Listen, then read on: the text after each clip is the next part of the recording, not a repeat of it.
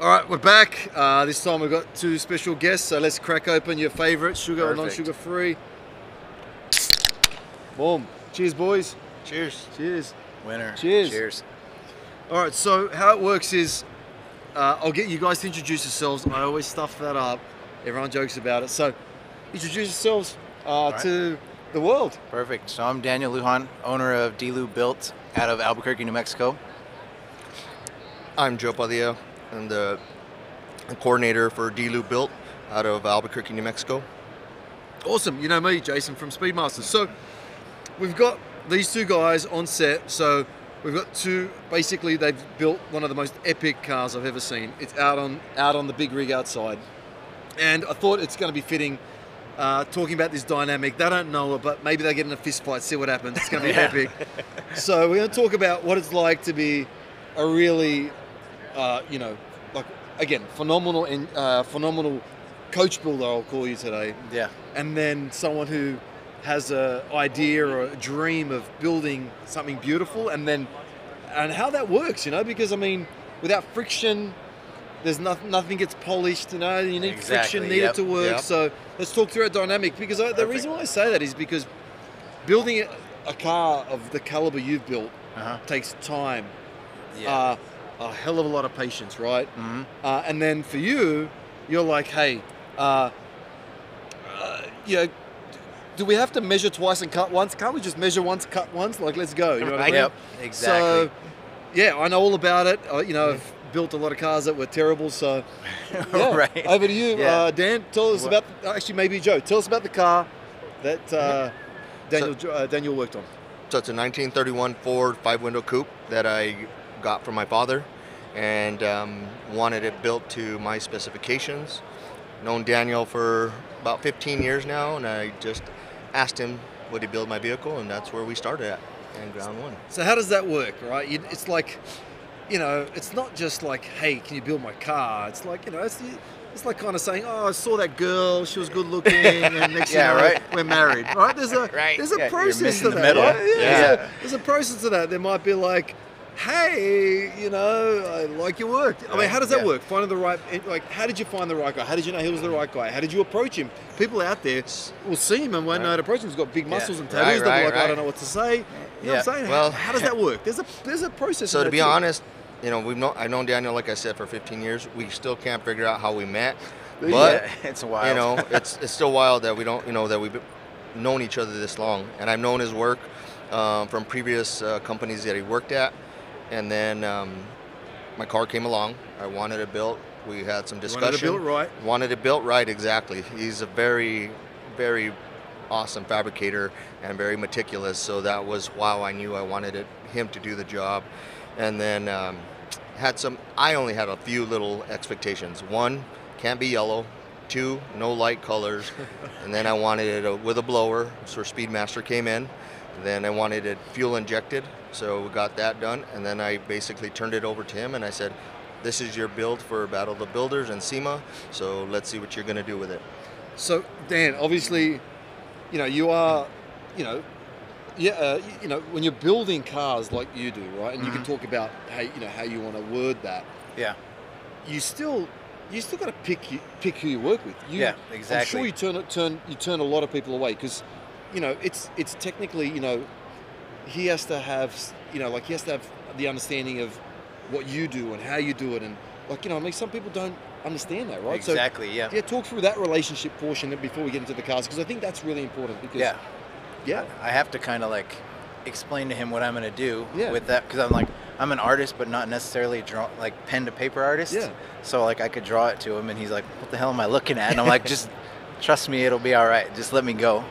But the beginning of the whole thing was, his car showed up, right? And he was like, I just wanted you to repair the floor of the car. Oh, that's how it works. Yeah. Oh, that's the see? All right, so that's the story. So, yeah. Get someone to repair your floor. Yeah, so he was like, you just need the floor fixed, so that way I could get in it and drive it. And I was like, perfect. So I grind into the corner of it, and the Bondo is deeper than the depth of my finger. Oh my God. So I was like, well, that side's bad. Let's go to the inside. The inside's all fiberglass. This is a metal body, right? So there's no metal at the bottom. It's fiberglass on the inside, Bondo on the outside, and sculpted together. Oh my gosh. And then So I called him and I told him there's a place that I could have it dipped. So it'll be acid dipped. We'll take everything off of it that shouldn't be there, and we'll go with the gamble that it's going to come back as something. Or else you can take your car home and I'm not going to work on it. And technically, like you were saying earlier, right?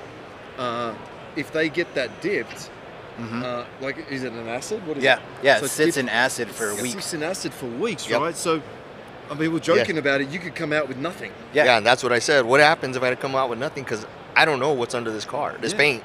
Yeah, I explained it to him as a gamble. Yes. I told him either we do it or we don't. Like, your car gets worked on or it doesn't. Like, if it doesn't come back, then we know that's not the car to build, at least, right? That's a good start. So, but it came back. It was super bad, and he was like, it looked like the Titanic.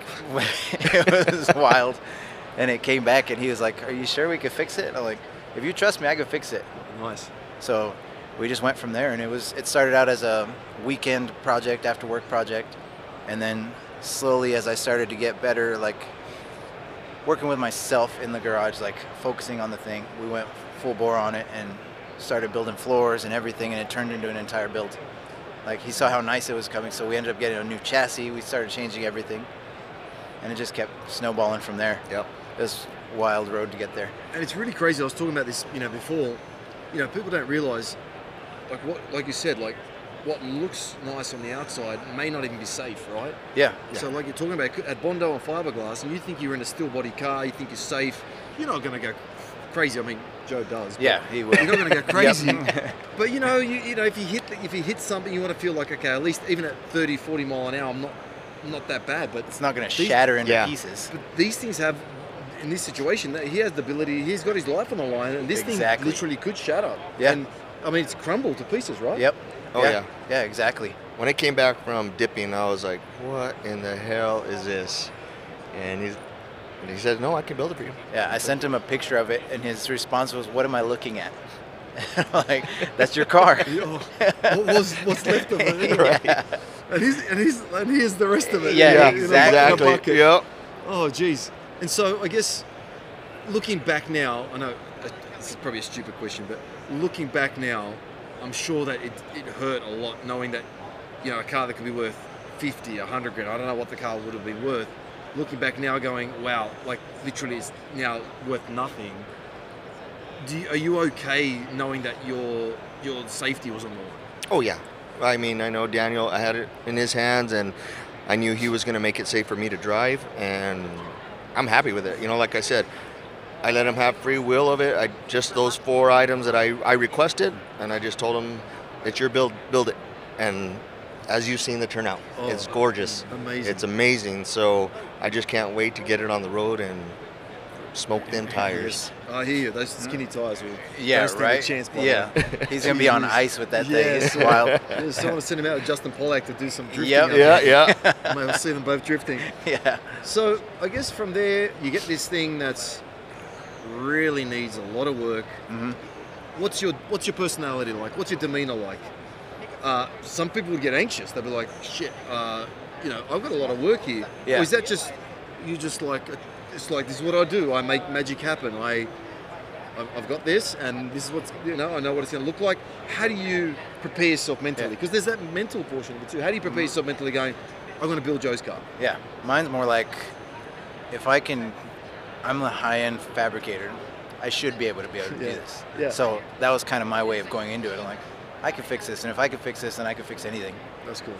So that's kind of what I led to, and I have another vehicle that was damn near just as bad as his. Yes. And that one's the same way. It's almost done now too. So it's one of those things, like, it's just a hurdle that I got to get over. Because again, you got to be mentally prepared, right? Because I have friends that are like, I can't believe you fixed that thing. Yeah. Cool. I didn't want to tell you nothing. That's cool. Back then, but I can't believe you fixed that thing. Yeah. So, all right, I've got this pile of something that Joe can't recognize. Yeah. Right? Exactly. It's like, I got this pile of something that Joe can't recognize. Yep. What goes through Daniel's head? What's step one going, I think I want to start with the roof. Yeah. What's step one? Yeah. Is there a process? Step one is cut out what doesn't need to be there. Okay. What's left over. So it's pretty much build a floor. So we got to get the structure of the car there. Fix whatever internals need to be there. Like, like behind a door, there's so much structure and you wouldn't realize it when you put the sheet over it. So true. all the internals of each panel go first, and then we start building the floor that's going to land on the chassis. So we need to build that, but before you can build that, you need the chassis that you're going to land it on, and what exactly we're going for in the end. If the car's going to be channeled, if it's going to be chopped, if anything, so I don't fix what's going to be cut out anyways. True. That type of thing. So we kind of game planned it that way on what the car is going to look like. And I had it in my head, but like I said, for me to explain it to him, I'm like, tough. Yeah, exactly. I'm like, trust me on this one. And that's the hardest part, is a lot of trust. Like, I mean, I'll give you a prime example. My carpenter came to do a wall, so I'm going to do this, this, this, and I'm like, I don't see it. I'm dumb, I don't get it. And then when he's done, it's like, oh my God, it's amazing. It's like, I don't have that. And clearly, that's why he's who he is, because they can see that, right? Yeah. It's and tough. the shop is not far from where I was, so I would visit and I'd look at it. I'm like, oh, it's coming along. And you know, to let you know, that car had wood in it too, as from coming back from that was back in that year, 31. There was wood in it.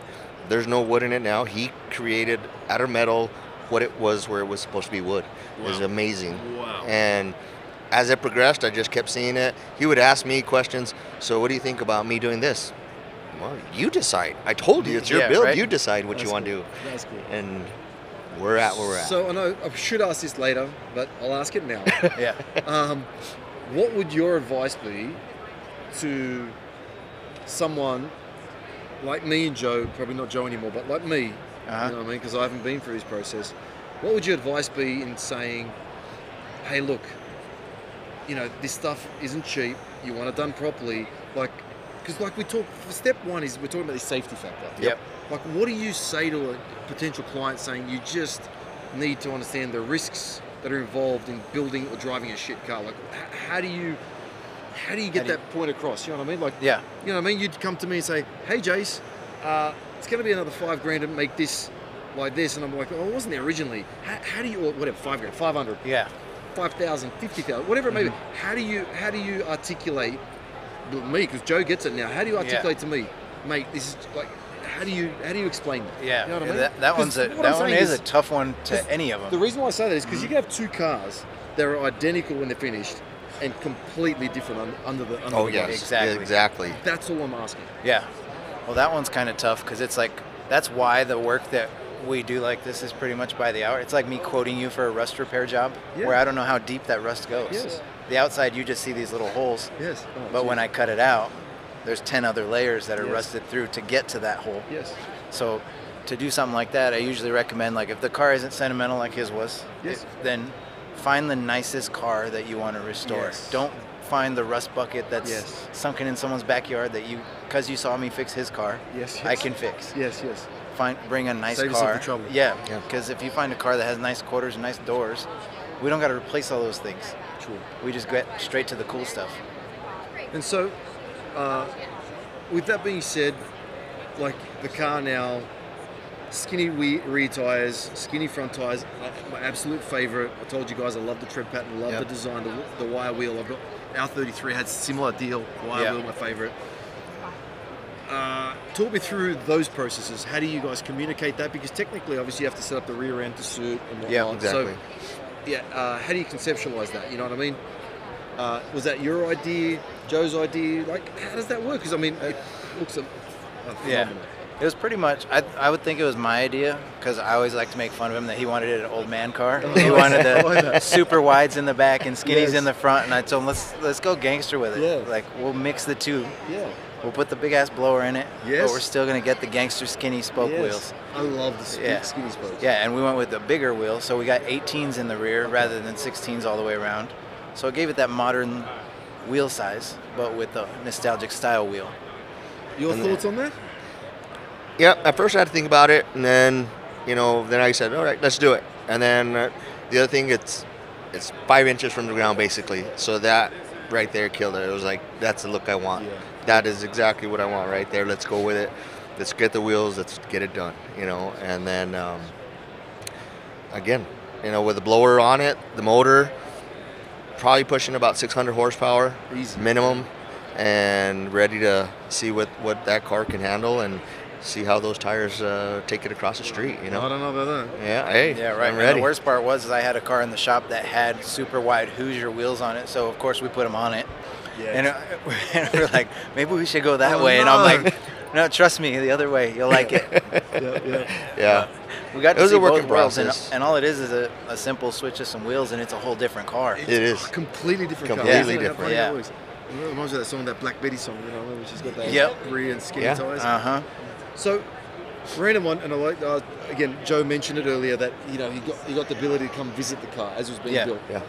Do you think, is it necessary, because I think it might be, but hopefully I'm wrong, is it necessary for your customers to be close, to be able to come, watch it being built, be a part of it? Is it necessary? Does it feel better for the owner, or you know, or whoever you're working for to be close to feel it, or can it still be something that's detached, and you know, you're in one side of the country and the owner's on the other side? How does that work? I think almost the detached is better, because say you lived around the corner, and I worked on it all week, and you come and it looks the same, because you don't know what I've been doing. All the little meticulous things that are underneath all those panels, you don't know had to happen. True. Whereas if you're out of the country or something, you come to see it, and now it's a car again. It's a wow factor, and all we really need the owner for is to colors. Come test the seat, pedals, steering wheel position, all that stuff. But that's all you're good for. Yeah, that's all it's good for, right? Also, the wallet's great. Yeah, you can bring that too. Yeah, you can bring that. That hurt. That helps. It hurts. Yeah, right. Oh boy. Yeah, he used to stand on his wallet. He was 6 feet tall.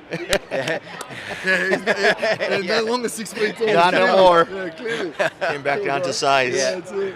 No, but that's really all you really need. Like, and then you can get the idea of where the car's going through pictures and stuff like that. And we say to contact that way too. Like, try to keep track of hours and stuff through email, so we have something to look back on, and where your money went is the biggest part, because if you were to see it every day, you're like, what am I paying for? True. How do you feel? Because I feel like I'd love to see it all the time. Yeah, on my side, I liked seeing it because, like I always say, I wish I had a quarter of his talent. True. Then it would, because his talent is amazing, and just watching, knowing what the car was, and then any little thing I got to see, man, that's awesome. That freaking looks good, you know. But on Daniel's perspective, like he said, another, you know, different customer, it might be, it's better to just see by pictures, or maybe once a month, once a quarter, come and look at it. Me, it was different because we're friends, and I got to see exactly what he was doing to it, and I understood what he was doing, and it was kind of a lesson for me, you know. Like I said, if I had a quarter of his talent, I'd be able to do a little bit of it. I still can't do nothing, but I am just at awe with what it came out with, you know. That makes two of us. And so, but again, being friends, I mean, be able to we had a chat, we talked about it, and then sometimes you tell me, well, what do you think about this? I said, it looks good to me. If you like it, I like it, you know. And it just kept going from that route. And you know, to his point, I think, you know, sometimes these custom coach-built cars, or hand-built cars, you know, we probably, I mean, Joe might try and do it one more or two more, you know, if he's lucky enough. But sometimes we only get one go. Yeah. And so that 2 years or 4 years is, you know, if you live to 60, 70, I mean, it's a real big window. Yeah. Sometimes that's a lasting impact on our life, right? It is. You know what I mean? So, you know, having the ability to be part of that journey, turn up, you know, because one thing I say all the time, money can't replace time. Nope. You know what I mean? So I agree with you there, 100%. We're taking 2 years of your life that we can't give back to you for a dollar amount, which is, again, whatever. Sounds bad that way, doesn't it? And it's true. And so that's why, it feels good for you and for us to really kind of build something that we chose you chose us, and like almost something really special. You know? Yeah. So, you know, and like Daniel said, on the sentimental side of it, I got the car from my dad. My dad's health is not the greatest, but I am so looking forward to showing it to him, and then being able to take him for riding it.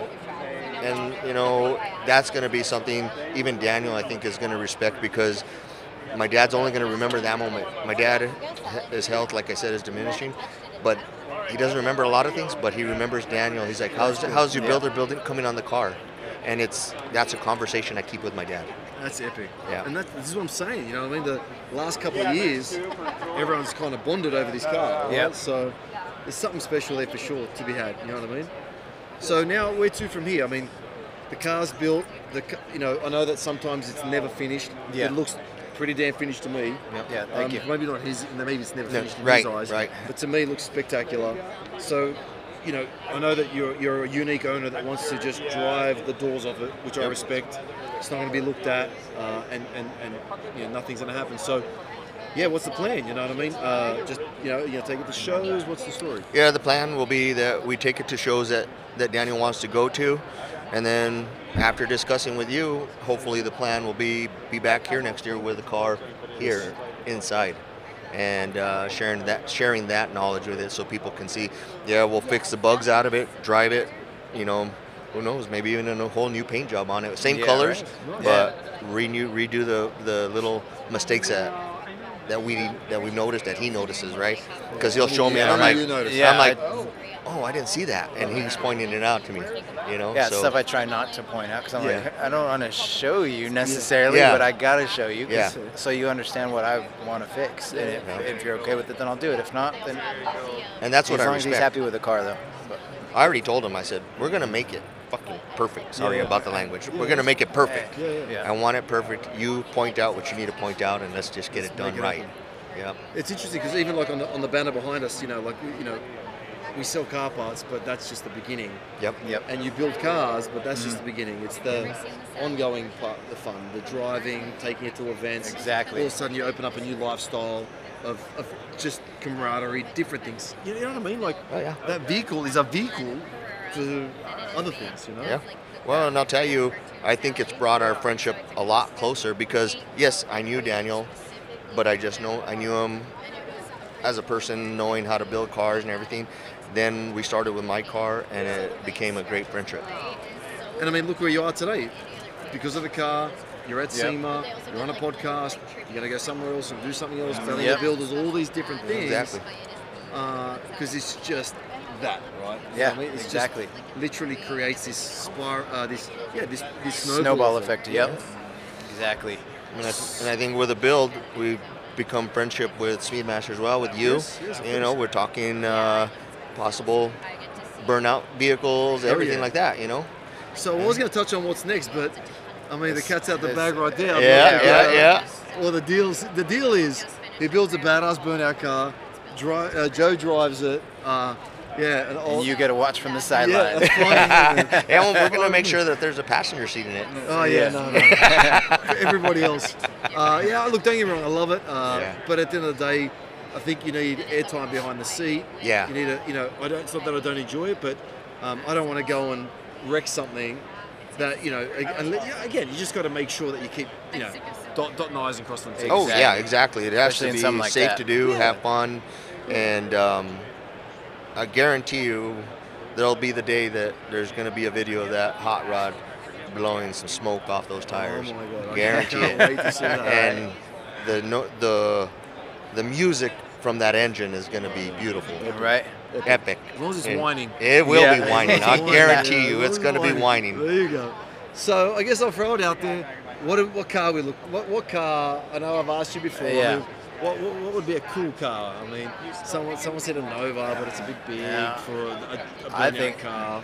You need something big, or you want something small? Yeah. In between, I don't know. Something like you typically don't see a big car that's doing it. That's fair. So maybe a Nova's bag. And I'm more like 65 Impala kind of thing. Yeah. Oh, there you go. Yeah, like big boat car. Big rear end. Yeah. Then right? the other you thing could that stuff we were some talking big tires in that thing. Yes. The other thing that we were talking about is we saw a little Datsun out there. Like, what year is that? Right. I'm not positive on that year, but a Datsun would be badass. Yeah, a little Datsun truck, Oh, yeah. It's a little Datsun truck out there that I might have. Yeah. I might be able to get. Yeah. And we're like, maybe. So there's a couple of things that we need to discuss with you. Yeah. There we go. Yeah, I'm feeling it. Maybe we'll find something in the middle too, Yeah. because that's a tiny little truck or a big ass car. Again, it's tough. You want it to look good. I just something about the old cars are really doing it for me. Oh yeah. I'm not sure. I agree. I remember back in the day in Australia, we had an Impala, and it was bellowing smoke out the sides because the way the wells work. Yeah. The smoke doesn't go up. It was like literally shooting out the shooting sides. out the sides. I'm like, oh my God, this car is going to go down in history as the coolest burnout. Yeah. You know, and you talk about burnouts. In my younger days, I used to drag race, and every time that I would go up, people, the announcer at the top, you guys ready to see some white smoke come out? Because I'm literally replacing slicks because I just love to do the burnouts and then just creep out of it, and people are clapping and yelling and kids just jumping and everything. It's awesome. You've got to be memorable. So what were you racing? Tell me about the racing. I was racing a 67 Camaro. It was strictly drag car, but producing, back in that time, it was producing 800 horsepower, ran 10 seconds in New Mexico, that high altitude. Wow.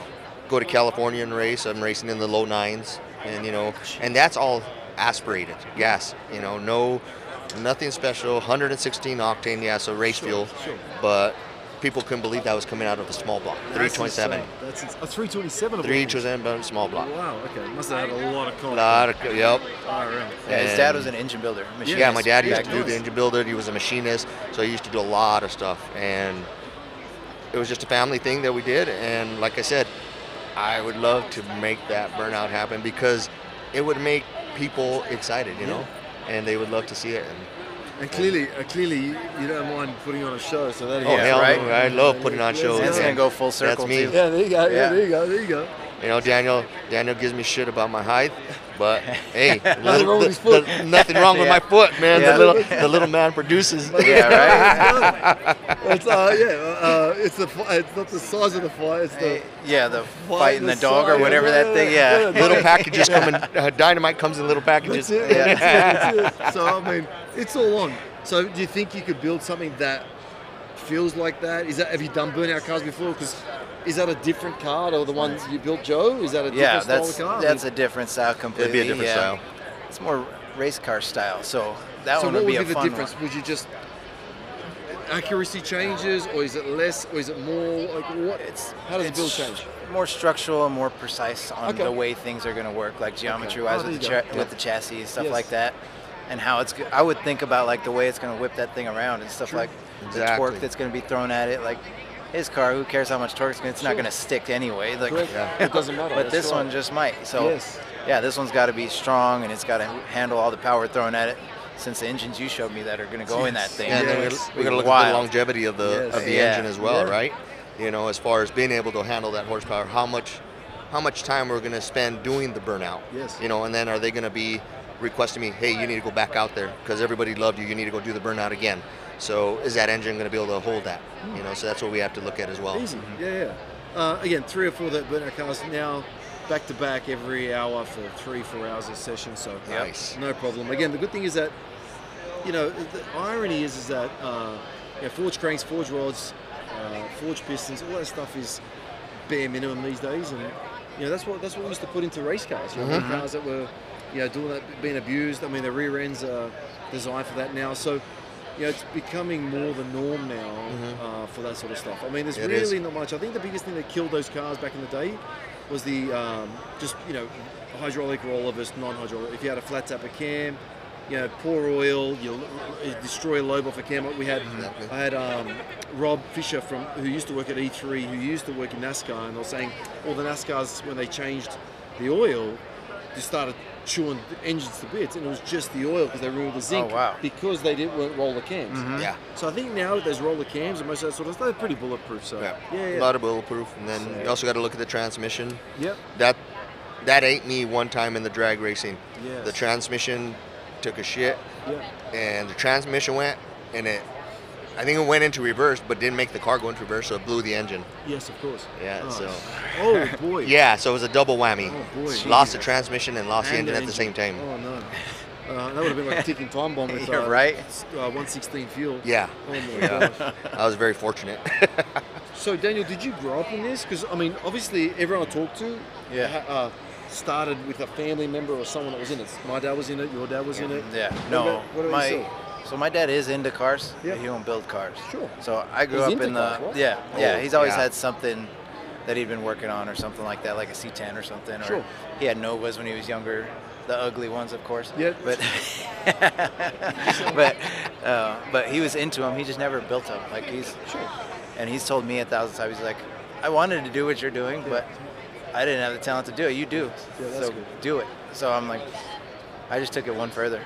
Well, I mean, you know, Joe doesn't build engines, but his dad did. But what I'm saying is the car culture still filtered through. Yeah, so right. what I'm saying is, you know, even though your dad didn't fabricate and work with his hands, he was still a car guy. Yeah, so what I'm saying is, exactly. it's not like you drove Toyotas all your life. You're like, oh, Dad, I'm going to start working on V8s. He's like, what's a V8? Like, yep. You know what I mean? Like, yeah, no, there was there. cars involved. Yeah, yep. yeah. And I think there's a real interesting underlining factor there that all that stuff definitely comes true. You know what I mean? Like the seeds are planted early, and 9 times out of 10 you'll find that a lot of people have that passion, you know, because they spend time with their father, Yes, sir. or uncle, auntie at a racetrack. Or it takes one Hot Wheels. Yeah. Yeah, there you go. Yeah. Yeah, there you go. Yeah. Or 2 these days. Yeah, right. Yeah. So where to from here? Obviously, we're talking about my car. Yep. I know that you're speculating a couple of cars with Daniel, right? Yeah, I have a 56 Bel Air that 2-door, and we're looking at putting either a big block, or I'm in talks with maybe doing a 2,000 horsepower motor for that car with a mini tub, and then it's going to be all blacked out. That's our goal, and whatever Daniel looks. See how short his list is? Yeah, I know. No, I get the rest. Yeah, that's it. Yeah. Like 2 things. Yep, Yeah, exactly. And that's you got it. like 20,000. Yeah. That's exactly right. You know, and then he comes back to me and he's like, I like it look this way. What do you think? And Yeah, and then it turns into sometimes what I'll this car say, is. I don't really like it, but I trust you. Do it. Yes. You know, and he hasn't let me down yet. It's true. He hasn't let me down yet. And I've seen some of the builds that he's doing now, like for his dad. Man, it's amazing. Amazing. So what would you, any advice for someone like yourself starting off? You know, is it fair to say, give it a go? Because you started, you've worked at other places.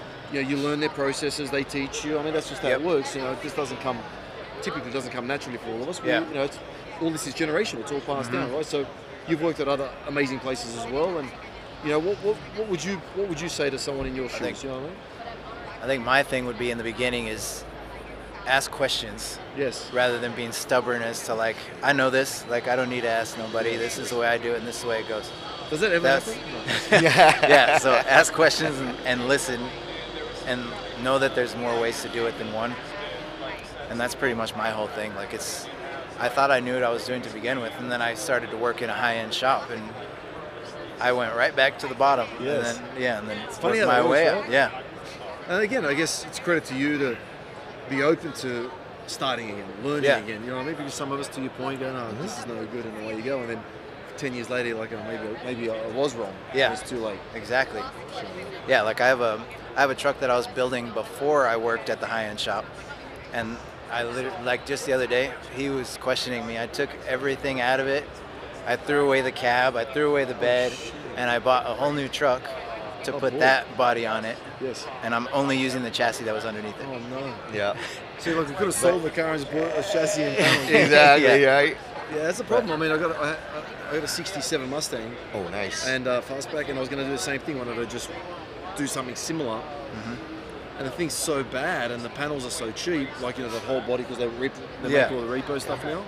I'm assuming, you know, you're not totally anti the external panels, because I mean they're pretty good, right? Yeah, they're decent. Yeah. I mean, they all need some fitment, but sure. So what I'm saying is, it would beat the hell out of, you know, starting with like we did with Joe's car, where it's everything's required, where you're just, you know, making, you know, obviously fixing all the flaws, but you make it fit as you go. Welding everything. Right? Yeah. You know what I mean? Yeah. So Would would that be a kind of good starting point for like someone like myself or someone listening? Is that a good starting point, getting a chassis and then brand new panels, or a happy medium? I think a happy medium. A chassis is not always like it saves you money in the beginning, because it's scary to tell someone like, I need 15, 20 grand up front, and then we'll work on your car. Ouch. Yeah. So sometimes it's better, but also if they got the money to do it, I would recommend, a chassis first. Yes. Because that'll save you money in the long run, because we're trying to stiffen the chassis, we're trying to do all these things and box the frame in, whereas if you just spent the money up front, it comes that way. Yes. And it's easier to come by nowadays, rather than just buying the components. You could get it from like Roadster Shop or something and get a full chassis with all the components, brakes. They even make the brake lines anymore. That's cool. Yeah. So it makes it easy. Yeah, and I guess you're right. I mean, because again, like we're not. Yeah, like you said, you're like buying a chassis and fixing the old one. you're not fixing the old one. You're fixing it and then adding to it. So you're exactly. You're not like you're buying a brand new version of what you've got. Yeah. You're actually buying a brand new version of what you're going to build, because you actually take. So that's also, you're not comparing apples with apples, right? Yeah. Exactly. And that's where I'm at, right, with the 56, because I'm like, well, we could do it on this. Talking with Daniel, we can do it on this chassis, but then is it really going to handle the way I want it to? And we can make it, but at the same time, it's going to could cost more. Yeah. Rather than buying a chassis. So we're still in that conversation. It makes sense. And chassis, I mean, like you said, take time and effort. When they're pretty affordable right now. Yeah, right? They're decent. Like he could probably spend the same amount that he would spend to buy a chassis with me, and it probably wouldn't be done yet. Sure. Because we have to just keep changing and accommodate for other things. So if you buy one that's already built and it's all thought through and it's all CAD design, it's all there. And so, do those chassis, though, the ones you're buying, are they kind of 99% right? Because after the chassis, there's not really too much changes, right? No, you're not going to cut them or shorten them. They're pretty good baseline, right? Yeah, they got the wheelbase right. They got all the geometries right on it. You just got to cut the floor out and all that stuff around it to fit it. And the beauty of that is that you could get the car sitting lower. Okay. Which is every car needs that. Yeah, of course. Okay. Yeah. So it works out in both ways. And so I know that you guys were talking about different, you're saying that you'll go in and for this drag car, for example, you'll go in and you'll kind of assess what the thing. Like, how do you do that? Are you kind of looking at other examples? Are you like, oh, no, I'm gonna do a race rear end and add triangles and stuff? Like, what are you looking for? Like, what are you imagining? What are you looking for? Like to get to the finished product, you mean? No, how you might do a different chassis or a different setup for a different application. Yeah. Like, what are you looking for? Like, you don't just turn up and go, okay, that's a race car now. Yeah, right. I'm just going to add wheelie bars and we're gone. Yeah, exactly. Yeah. Because clearly you're saying there's a little bit more work. Now, maybe it's a trade secret, but I'm just curious. Yeah. No, if you're doing like a track car, then you could go with independent rear suspension, stuff like that. And then other ways, like I have a lot of friends that are in the industry that are super smart. Like I use them with all the stuff I do, and I like to bounce ideas off of them. Like even with just welding stuff. Like I'm a welder, but I bounce off these ideas with my buddy Izzy from Izzy's Fab, and he does amazing work. So he showed me, it's dumb, like I've been welding forever, and he showed me this small little trick, and it made him completely different. That's crazy. And I'm like, I thought I was good at this. Thanks, yeah. Or my buddy Jordan, he's probably the smartest. Like I always call him a geek. Oh, that's cool. Like he builds hot rods, and he's like a dork pretty much. Yeah, cool. like he's into math. Oh, that's cool. I like that. But he's like the best person that I could call for anything. Okay. So it's really that. So in closing, I want to ask a question, and I shouldn't be asking this because I'm sitting in between both of you. All right. So in the 4 years and then 2 years full time, how many fights did you guys get into?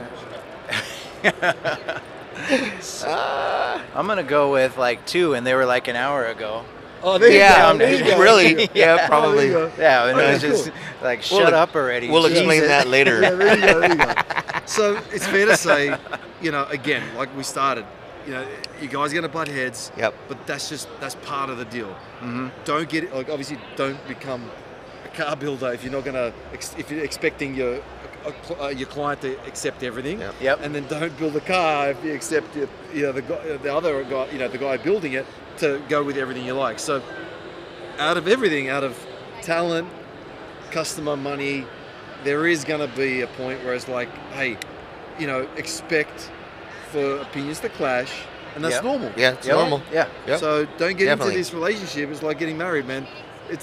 That's what they call the honeymoon period. Yeah, right? Exactly. Don't get married if you're expecting it all to be perfect. Maybe, sorry, babe, but you know what I mean? That's part of the deal, right? And so it is. It's just Big the time. nature of it, and I respect that again. And that's more talking to myself. Don't get into something if you can't take advice. Exactly. Is that fair? Yeah, I bear that. Advice to some clients, I would say, you got to find a builder that you can trust. Yeah. And yes, you're still going to have that clashing, but you also have to be willing to listen, and then also know that your builder's willing to listen too. Yeah. And in the end, you're going to be happy.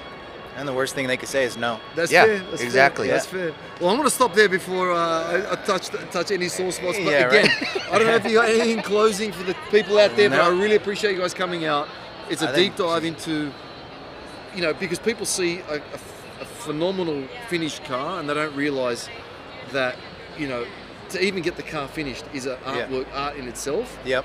Because of all of the moving parts, right? Yep. So I guess in closing, if you want to share something with the crowd, you can. I think just if you would just follow me on all the social medias. It's just D-Lue, D-Lue _Built 22 on everything, YouTube, Instagram, Facebook, all that stuff. Thank Just you. give it a follow, and you can follow along with every build that I do, including his car. If you want to go back far enough, you can see it from start to finish. Love it. Yeah. Any advice? Me, I would honestly just like to thank you, Jason, Sure. for trusting in us in the build and supporting us, sponsoring us, because without that, it would have been even more difficult to get a finished product. Yeah, no problem. Again, for sure. And then for me, again, you delivered a world-class product. And one thing I'll definitely take away is patience, right? Patience is the key. Patience is exactly. Patience virtue. is the key. Yeah, well, actually, that's why there's the saying. Yeah. So again, cheers to you guys. Thank you so much for coming in. Thank you for you. amazing Appreciate it. partnership. And again, thank you guys. Over and out. Thank you. All right. Thank you.